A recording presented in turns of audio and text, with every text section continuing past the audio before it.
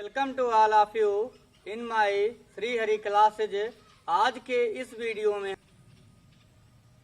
NCERT pattern पर आधारित class 12 के मैथमेटिक्स के चैप्टर 3 जिसका नाम है मैट्रिसेज।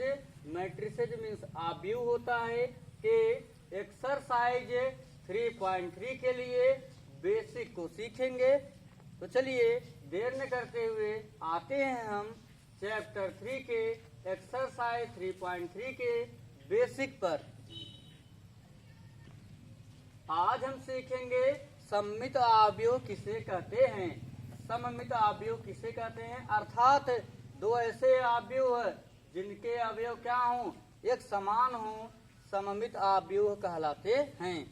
ऐसे दो आव्यूह है जिनमें पाए जाने वाले अवयव समान हों, एक जैसे हों, सममित आव्यूह कहलाते हैं। तो सममित आव्यूह की इंग्लिश होती है सिमेट्रिक मैट्रिक्स।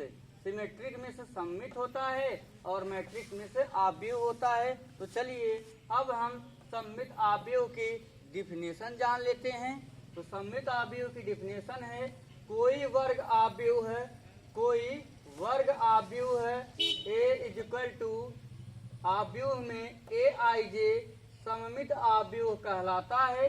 कोई वर्ग आव्यूह है A इक्वल टू आव्यूह में Aij सममित आव्यूह कहलाता है यदि आव्यूह में Aij इक्वल टू आव्यूह में Aj हो सभी i और j के लिए। अर्थात जो यहाँ पे i और j होगा वो क्या होना चाहिए, दूसरे आव्यूह में j और i होना चाहिए सभी i और j के लिए। अर्थात कोई अगर आव्यूह a है तो उसका जब हम क्या करेंगे सममित आव्यूह निकालेंगे वो a डैश प्राप्त होगा और दोनों आव्यूह बराबर होना चाहिए। तो चलिए अब हम इसे एग्जाम्पल के माध्यम से समझते हैं। सबसे पहले आइए हम ये जान लेते हैं कि वर्ग आव्यूह कहते किसे हैं। तो वर्ग आव्यूह ध्यान दीजिए यहाँ पर आव्यूह में लिखा गया है 2, 3, 4 और 5 है। तो यहाँ पे हम देखेंगे तो खड़ा कौन होता है, हमने आपको बताया था ये जो खड़ा हुआ है 2 और 4 है इसे क्या कहते हैं, स्तंभ कहते हैं। स्तंभ की इंग्लिश क्या होती है, कालम होती है। स्तंभ की इंग्लिश कालम होती है COLUMN। अब कालम का पहला अक्षर C है, इसे किससे दिखाएंगे, C से। अर्थात ये जो हमारा कालम जो स्तंभ कहलाता है इसको हम C से दिखाएंगे। ये हमारा पहला स्तंभ है, ये पहला है, इसे किससे दिखाएंगे, C1 से। और यहाँ पे हम देखेंगे तो ये हमारा क्या, ये पहला स्तंभ है और ये हमारा दूसरा स्तंभ है, इसे हम दिखाएंगे C2 से। ये हमारा C1 हो गया पहला स्तंभ, ये दूसरा स्तंभ C2 हो गया। अब हम देखेंगे यहाँ पे जो ये लेटे हुए हैं अर्थात इस तरीके की जो यहाँ पे 2 और 3 है आव्यूह में 4 और 5 है, इसे क्या कहते हैं, रो कहते हैं। रो मीन्स होता है पंक्ति, रो को क्या कहते हैं, पंक्ति। अब यहाँ पे देखेंगे तो रो का पहला अक्षर है, इस रो का पहला अक्षर R से है, इसलिए जो पंक्ति होती है उसको किससे दिखाते हैं, R से दिखाते हैं। तो यहाँ पे ये पहली पंक्ति है इसलिए इसे कहेंगे R1 और ये दूसरी पंक्ति इसलिए इसे कहेंगे R2। तो ध्यान दीजिएगा अब वर्ग आव्यूह की डिफिनेशन ये बनेगी तो ऐसा आव्यूह है जिसमें पंक्तियों की संख्या और स्तंभों की संख्या आपस में बराबर होती है उसे ही हम क्या कहते हैं, वर्ग आव्यूह कहते हैं।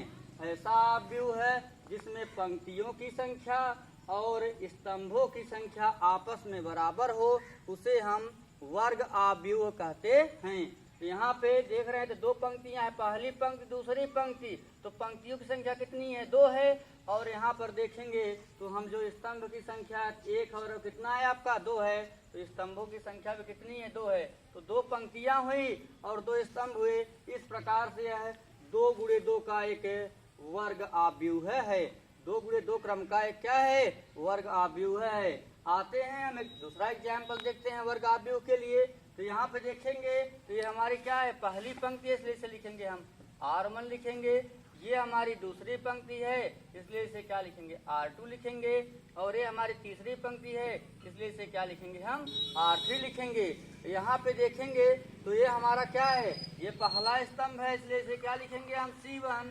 ये दूसरा स्तंभ है, इसलिए इसे लिखेंगे हम C2। और ये हमारा तीसरा स्तंभ है, इसलिए क्या लिखेंगे, हम C3।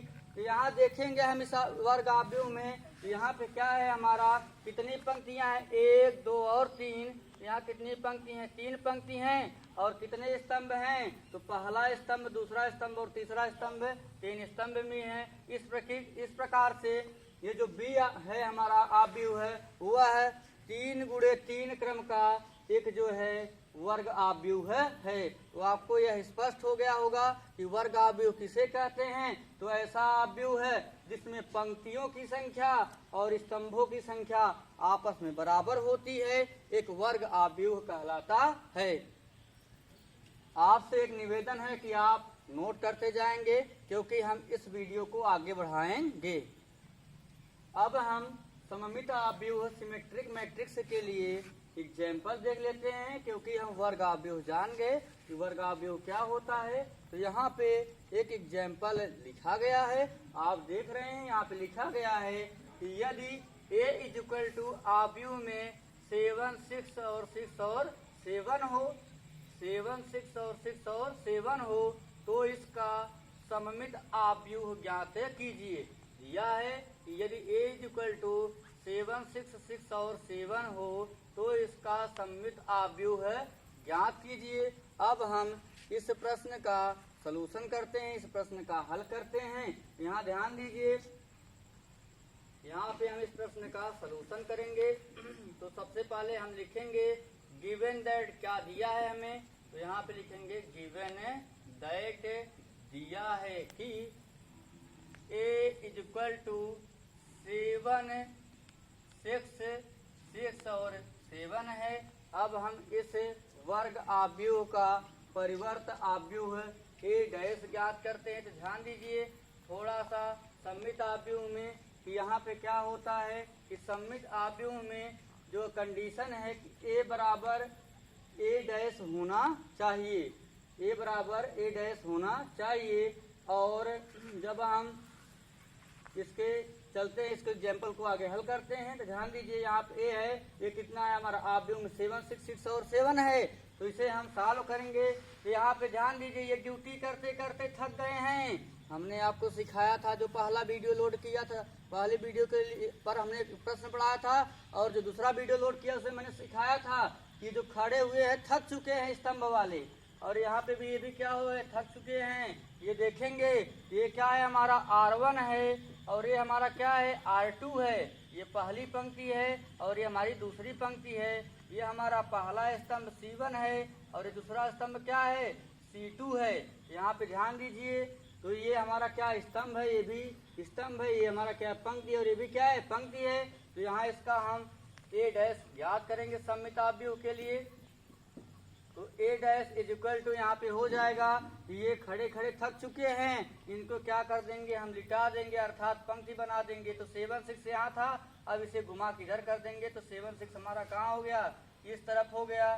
तो फिर और ये भी 7 6 7 थक चुका था, तो इसे भी हम क्या कर देंगे, 6 7 कर देंगे। यहाँ से ये 6 7 अभी यहाँ खड़ा हुआ था, अब क्या हुआ, इस तरीके से यहाँ पे हो गया, पंक्ति के रूप में आ गया। तो ये हमारा ये भी ये R1 हो गया और ये क्या हो गया, R2 हो गया। यहाँ पे ये C1 हो गया और ये क्या हो गया, हमारा C2 हो गया। तो इस तरीके से अगर हम यहाँ ध्यान से देखते हैं, तो जो A में अवयव हैं, आव्यूह A के अवयव क्या हैं, 7 6 6 और 7 हैं। तो यहाँ पे ध्यान से देखने पे पाते हैं हम कि A' के भी जो अवयव है वो भी 7 6 और 6 और 7 हैं। यहाँ पे 7 6 है, तो यहाँ भी 7 6 है, यहाँ 6 7, यहाँ भी क्या है, 6 7 है। इस तरीके से कि जो आव्यूह हमारा A दिया गया था, इसका सममित आव्यूह A' = 7 6 6 और 7 हो गया।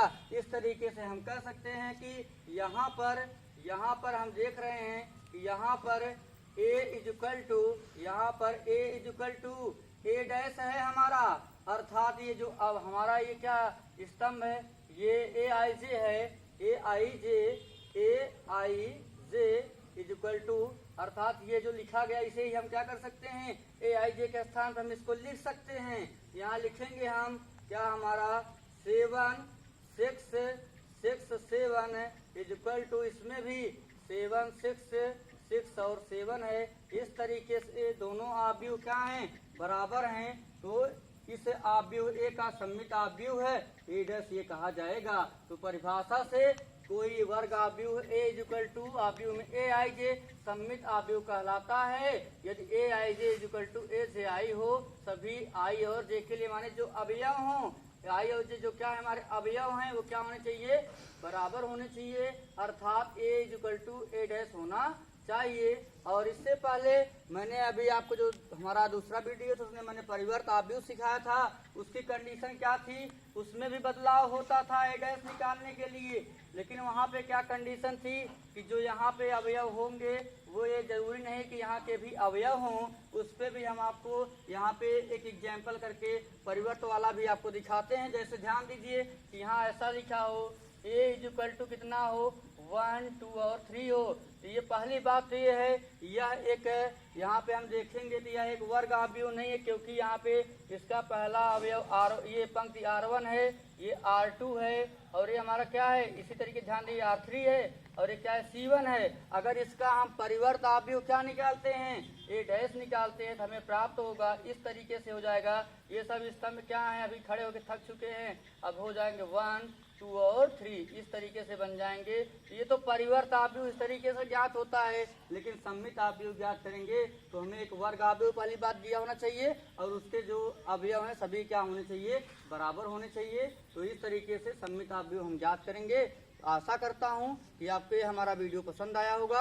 अगर आपको ये हमारा वीडियो पसंद आया तो इस वीडियो को आप लाइक कीजिएगा और कमेंट बॉक्स में आप कमेंट करना बिल्कुल न भूलिएगा कि आपको हमारा वीडियो कैसा लगा। इसके अलावा आपसे हमारा एक निवेदन है कि अगर आप हमारे इस चैनल पर नए हों तो आप हमारे इस चैनल को सब्सक्राइब कर लीजिए। सब्सक्राइब करने के बाद बेल आइकन दबाना आप बिल्कुल न भूलिएगा।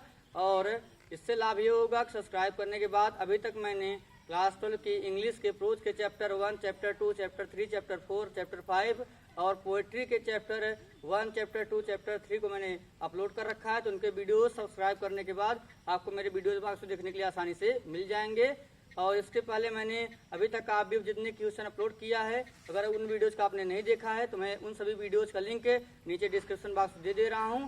आप नीचे डिस्क्रिप्शन बॉक्स दिए गए लिंक की सहायता से उन वीडियोज़ को आसानी से देख पाएंगे। इसी के साथ thanks for watching my videos.